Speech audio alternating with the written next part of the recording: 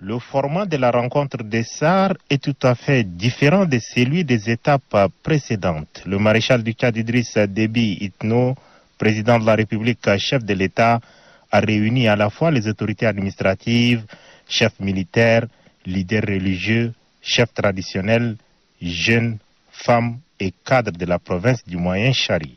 Introduisant la rencontre, le gouverneur de la province du Moyen-Chari, Djiber Younous, a vivement remercié le maréchal du Tchad qui a bien voulu passer des nuits à SAR et surtout accepter de recevoir les différentes corporations pour échanger directement avec elles. Il devait par la suite pointer du doigt le conflit agriculteur-éleveur avant de se féliciter de la matérialisation de 100 km de couloirs de transhumance dans le département de Sido. Réponse du maréchal du Tchad. Monsieur le gouverneur, récupérez toutes les armes de guerre détenues illégalement par les éleveurs. Il est strictement interdit aux éleveurs de faire paître les bétails au-delà des couloirs de transhumance et les agriculteurs de cultiver à la périphérie de ces couloirs. Je ne veux plus de la présence d'un éleveur au parc national de Manda. La divagation des animaux à l'intérieur du parc est interdite. Tout contrevenant s'exposera à la rigueur de la loi, avertit le maréchal du Tchad. La protection de la faune et de la flore est une priorité absolue. Nous devons léguer aux générations futures un pays où il fait bon vivre.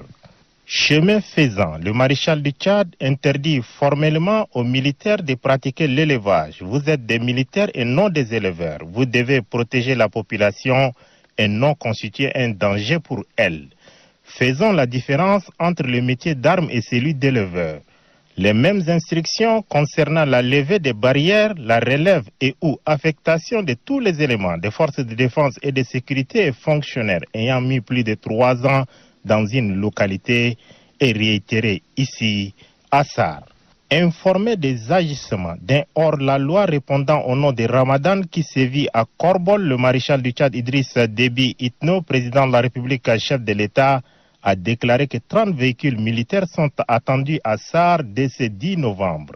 Ce fameux Ramadan sera démasqué dans sa cachette et neutralisé.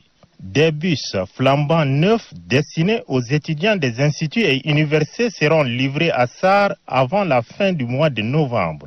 En outre, la ville de SAR sera connectée à la fibre optique d'ici 2021.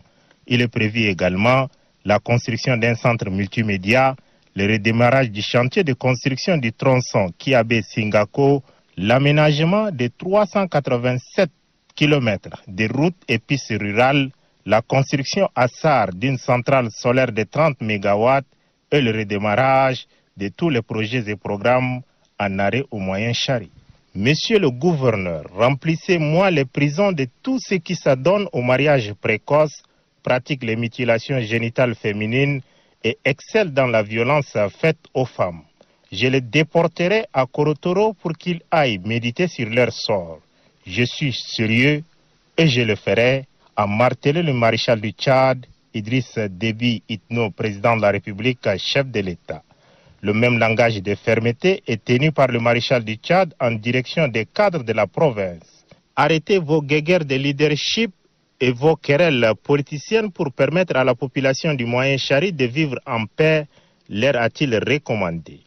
Faisant allusion à la nouvelle société textile du Tchad, inaugurée ce 9 novembre, le chef de l'État a déclaré que tous ses compatriotes doivent s'habiller des tissus issus de cette usine, en commençant par lui-même.